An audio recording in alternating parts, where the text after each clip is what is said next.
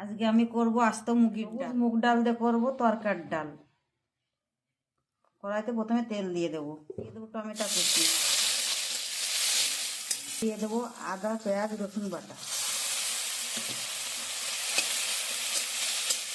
দিয়ে দেবো হলুদ গুঁড়ো। এতে লবণ দিলাম না কেন, এতে ডালটা লবণ হলুদ দিয়ে সিদ্ধ করা আছে।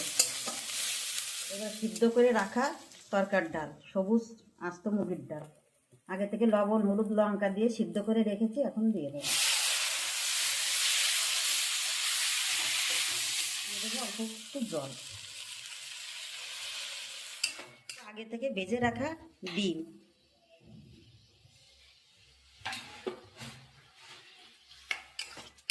দিয়ে দেবো একটু তরকার মশলা। এই ডালটা কিন্তু শুধুই সবুজ মুগের ডাল। দিয়ে দেবো একটু গুড়, আমরা গুড় খাই দেখে গুড়ই দিলাম, আপনারা তাহলে চিনিও দিতে পারেন। তরকার ডাল রেডি, গরম গরম রুটির সঙ্গে খেয়ে নেব।